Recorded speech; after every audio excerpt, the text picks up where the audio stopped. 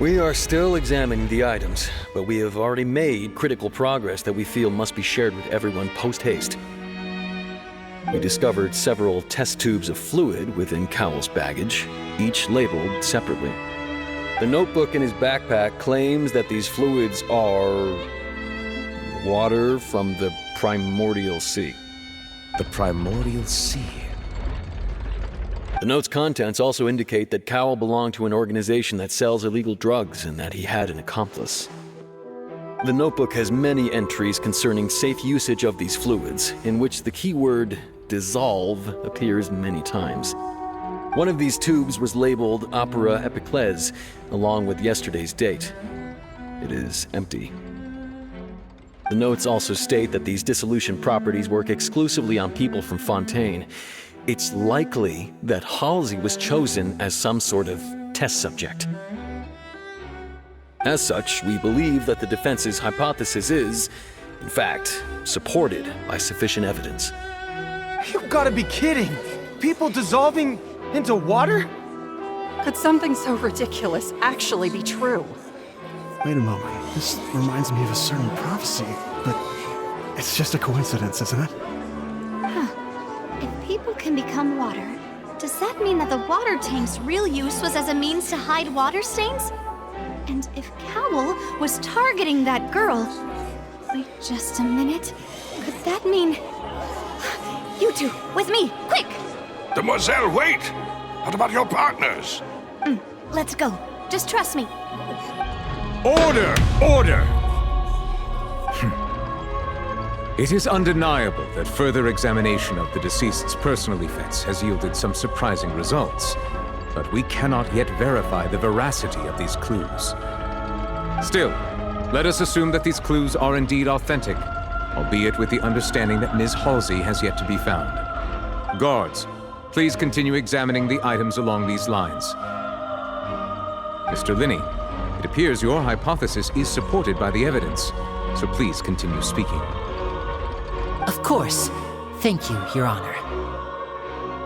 If we uphold this hypothesis, I believe that many of this case's seemingly unrelated clues can be connected together. Right! Like the metal hook! That one didn't make sense at all. Let's think about this. Cowell's methods must have something to do with that water from the primordial sea.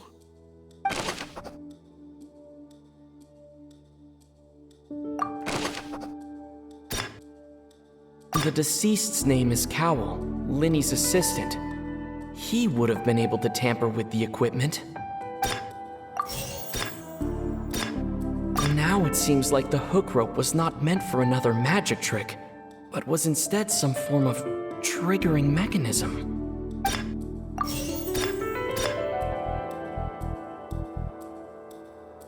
The water from the primordial sea should already have been prepped before Halsey entered the magic box. The rope that held the water tank up was lit by the fireworks and snapped. As such, the focus here is on the water and not the tank.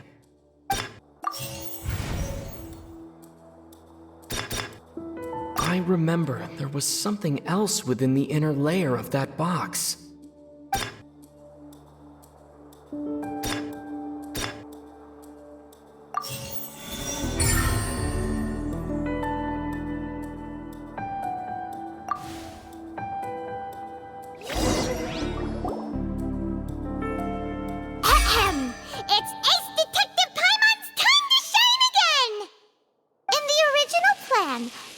Would tamper with the water tank rope and the number selector securing his target.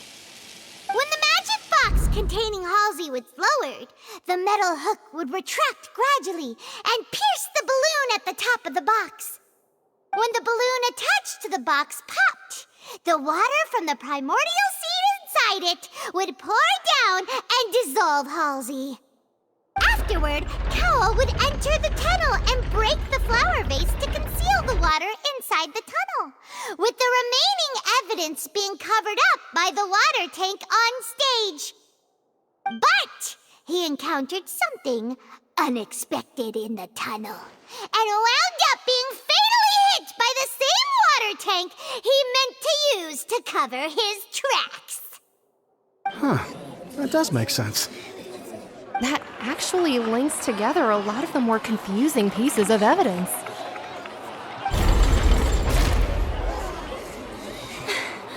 Oh dear, what do I do? Even I think they sound convincing now.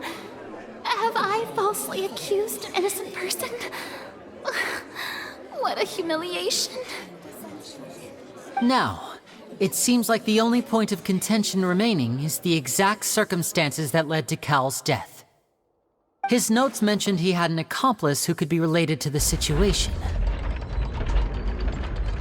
On that note, the guards have just contacted me indicating that they uncovered new evidence. I shall now invite him on stage to share it with us. Thank you, Your Honor. We were just inspecting the luggage of the other people involved in this case. And we found an identical sample of the water from the primordial sea among Linny's personal effects. What? That can't be. Oh, I see. Well, how wonderfully comedic to have your own counterattack only to come back and wound you. Does this not clear all doubt? My dear citizens, my loyal audience, allow me to present my reasoning and bring this performance to a swift close. Linny did not need to take part in the dissolution of the young woman at all. Indeed, he did leave the scene via the vent.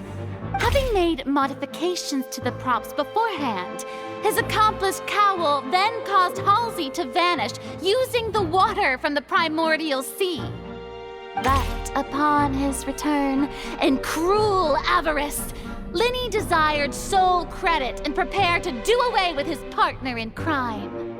Ultimately, he knocked Cowl out, and the tool meant to cover the crime up also became a murder weapon.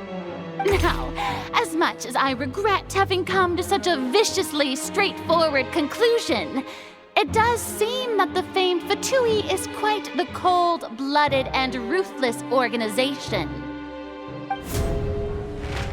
Am I right, Mr. Linny? We've used up all the evidence we collected.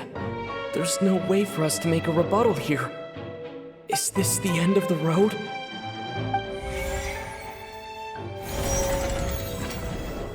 Oh no. Paimon can't think of anything either.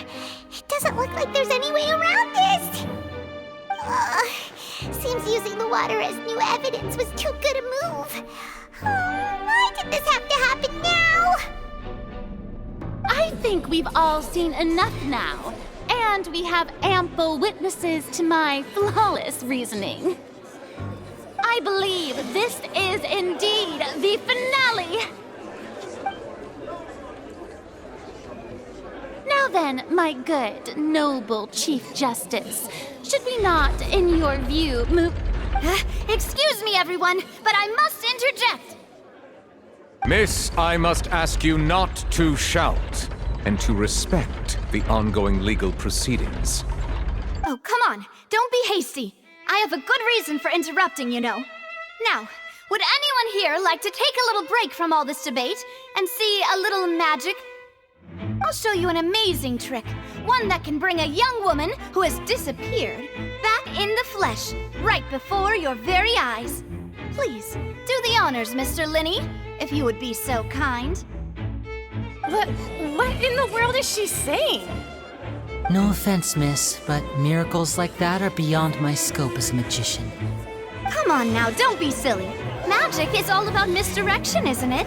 It often conceals the truth while presenting a fascinating illusion. But once everyone believes the illusion, can't magic reveal the truth to them once again? And wouldn't such a trick be the most marvelous finale to today's performance? Come on, Linny and Lynette, give it another go. Don't worry, Spina di Rasula has made the necessary arrangements on your behalf. But as the magic makers and stars of the show, I think I should leave the final performance to you. I understand.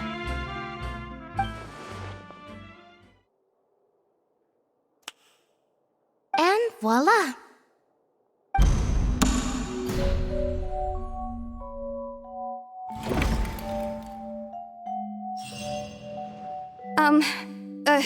Sorry for the interruption. Wait, isn't that Halsey? So the whole thing about people dissolving wasn't true after all? To be clear, I'm only here because this person told me that if I testified, the merit of doing so would lessen my sentence. I was hiding outside this room listening to the proceedings because I was afraid that I would be the one put on trial. I was just feeling happy that no one had noticed me, and then before I knew it, she caught me. That'll teach you to underestimate us three. Where should I begin? I'm sorry. I'm the one who killed Cowl. I admit it. What? Why? Firstly, my name isn't Halsey. It's Lillian, and I'm originally from Mondstadt. I heard that Linny's show was gonna be a real thriller, but I missed the chance to buy a ticket, so I stole one. That's how I make a living. I steal stuff here and there. And I'd never been caught before. But I was noticed at the harbor a few days ago, and I barely got away. Linny was the one who caught me in the act. Hey, no wonder you look familiar. So you were the thief! Liddy even mentioned that you were pretty skilled. Well, and I thought that would have been the end of it, but then the number selector chose me. He even mentioned the Fortress of Meripede. That's a prison, isn't it? So you can imagine how shocked I was. I thought he was on to me for sure. So I played along with the show while looking for an opening to flee, but then I got water poured on me for no reason, and then someone jumped into the tunnel to nab me. I wasn't going to take that lying down, so I knocked him out and stuffed him into the box. There was nowhere to run from there, though, so I had to change my clothes and hide in a box containing performance costumes. I slipped out after the first guard arrived at the scene and continued hiding inside the opera house. Can a person even hide in there? But I swear I didn't know that the water tank would fall down. Really, I swear it. Had I known that, I wouldn't have put him in the magic box. I may be a thief, but I'm no killer. Well, that makes everything pretty clear now, doesn't it? This time, we need to tell the entire story from Lily-Ann's perspective.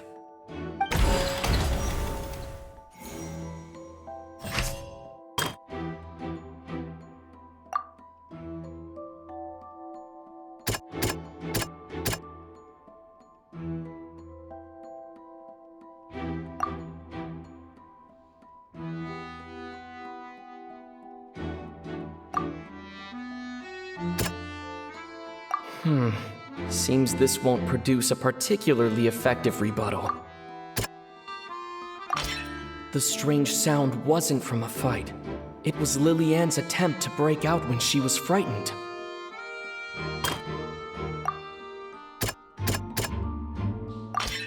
The flower vase was not broken to cover anything up, but it was smashed during the struggle between Lily-Ann and Cowl.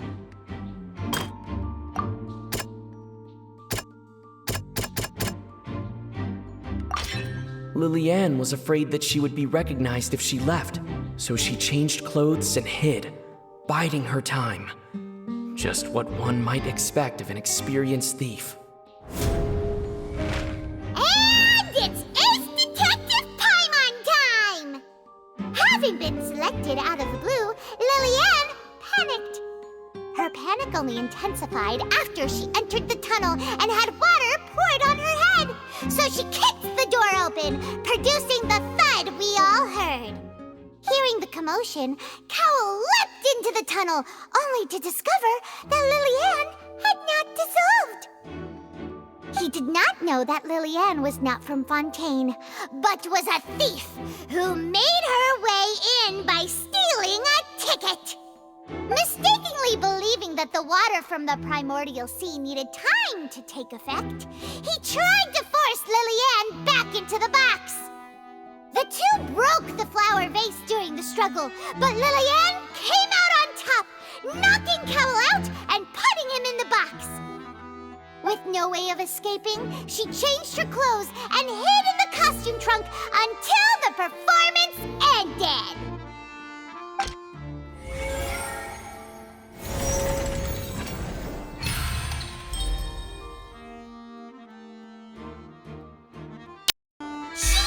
That she would have to go through guard inspection if she tried to leave afterward. So, she has been trapped in the Opera House these last 2 days. She had already become desperately hungry by the time we were chatting over macarons. So, she swiped 2 of them right under our noses. Talk about a sneaky thief. At this point, all the events that happened in the tunnel have now come to light. Ah, so that's the whole story. Bravo! Bravo!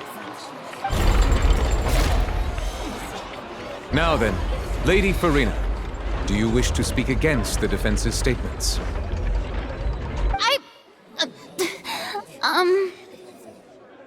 Please answer the question, Lady Farina.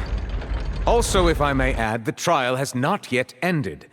As such, I request that the prosecution not leave the room before the proceedings have concluded. What, are you reading my mind now? No, I have no further arguments. I admit defeat. But really, could you at least have left me with some dignity? Wow, look at that! She's like a deflated balloon now. If there are no objections, then as the Chief Justice of Fontaine, I shall once again repeat the full sequence of events.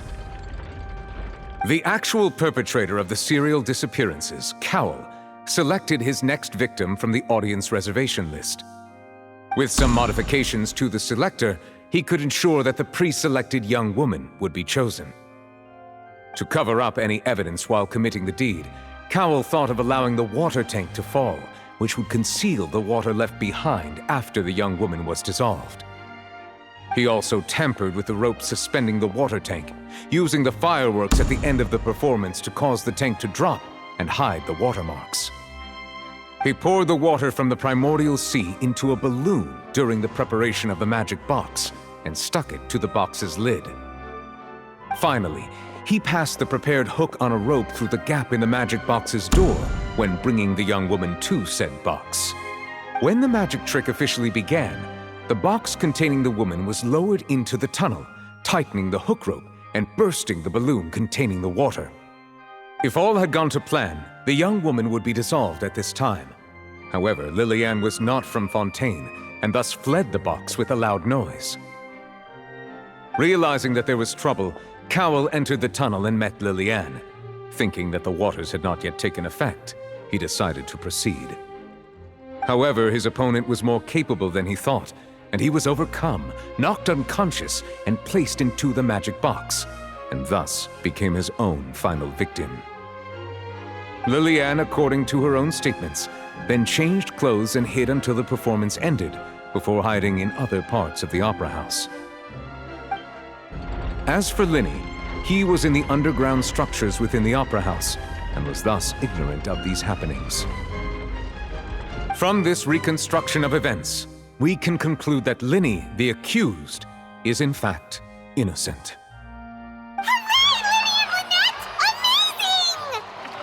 While there is much in Linny and Lillian's conduct that should still be investigated separately, this case, at least, can be handed over to the Oratrice to make the final decision.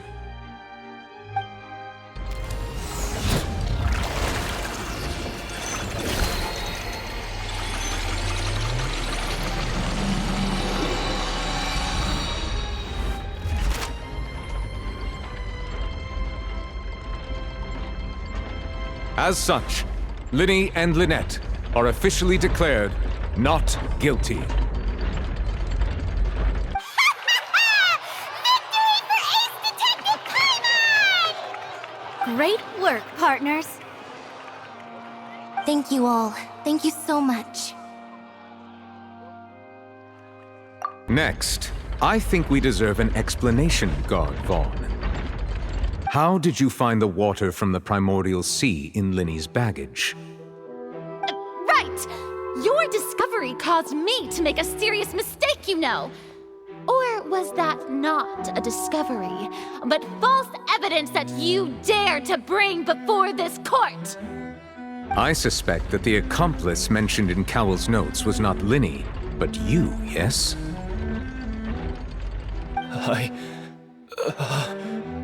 I'm sure you know what you must do to lessen your sentence.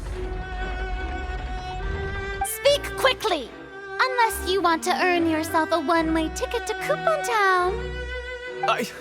I was just following orders. We were supposed to place blame for the serial disappearances onto Linny, and thus cause suspicion to fall on the Fatui. The higher-ups said this was the best opportunity to do so. And now that your plan has fallen through, and the secrets of the water have been revealed, you have become a liability to said higher-ups, yes? Therefore, you would be wise to tell everything you know, and seek the protection of the guards. Yes, I'll tell you everything I know. Our boss discovered that the water can cause people to dissolve. It can also be made into a potion, which when extremely diluted, can cause people to experience unforgettable exhilaration. We've been in this business for a while now, and have made decent mora off it. The disappearances were also the boss's idea. I mean, this is the boss we're talking about.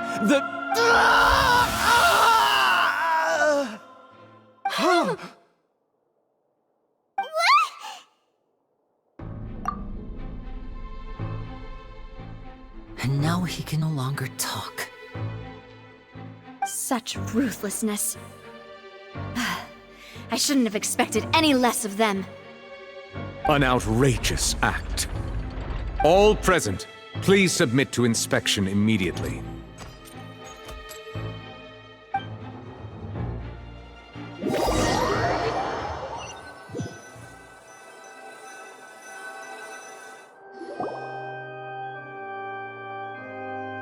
So, we're just going back now? That's true, but... Traveler, Paimon! Please wait. Linny... I know you may not want to speak to me right now. Maybe you don't even want to look at me. But still, let me thank you again for defending me to the end, even after you learned that I'm a member of the Fatui. I guess. But regardless, I'd like the opportunity to set things straight.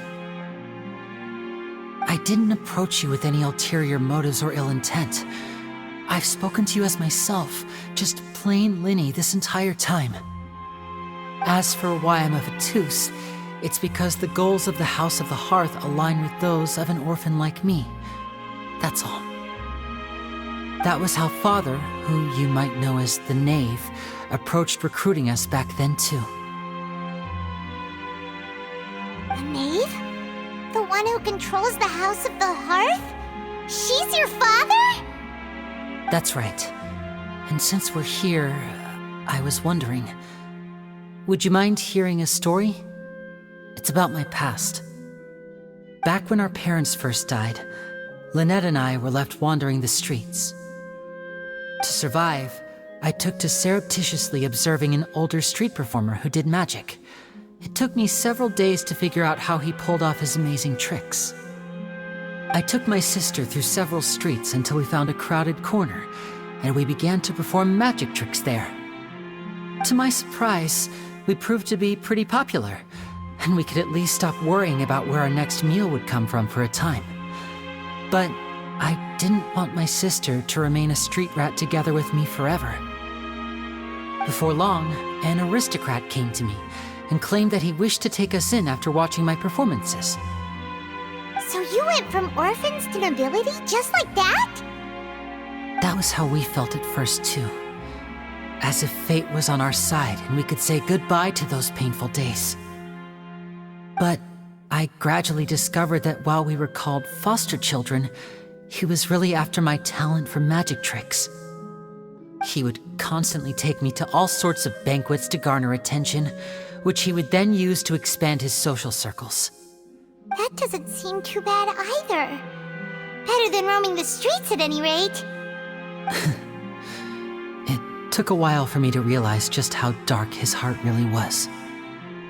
After one particular performance at a banquet, I discovered that Lynette was not on the same return vehicle as me. I waited a long time after we returned home, but she did not come back.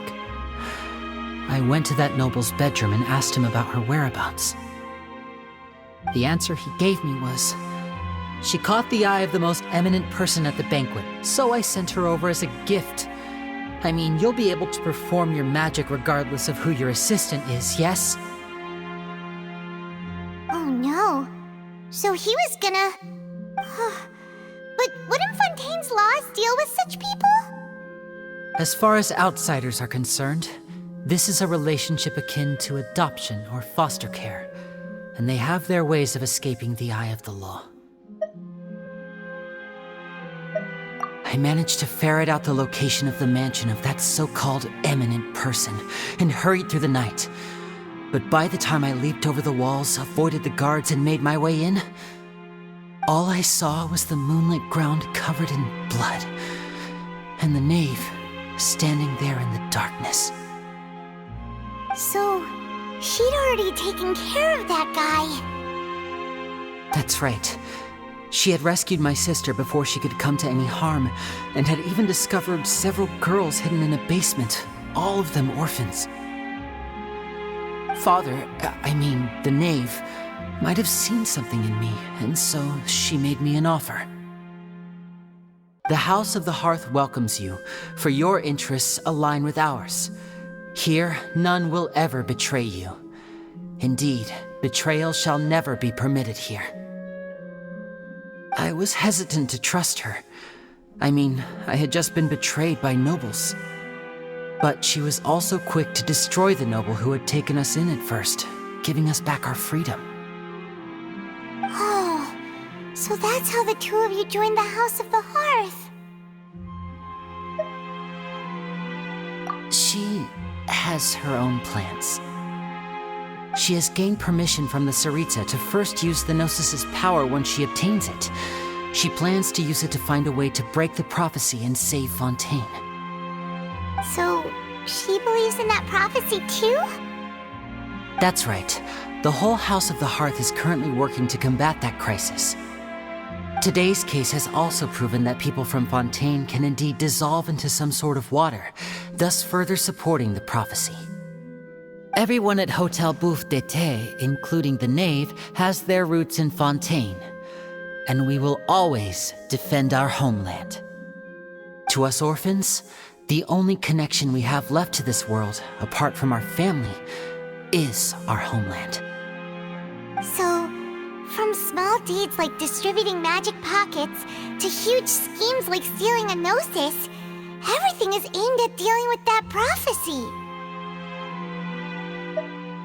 It's all right. I understand. The only thing I can do is relate all this to you. I just hope you can understand that even as a member of the House, I have never stopped making my own decisions, and that I believe what I'm doing is right. If you should need anything at all in the future, feel free to find me. I will do my best to help you, as plain Linny.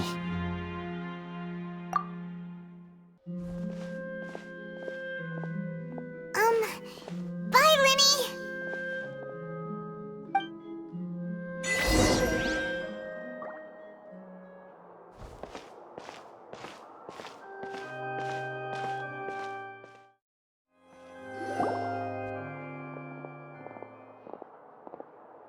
Hey there! What was with the disappearing act you pulled right as the trial ended? Were you looking for us, Navia? Well, this whole thing isn't exactly over, is it? I do feel that we're getting closer to solving the serial disappearances case, though. Don't you think so, too? Huh? What's wrong, my dear partner?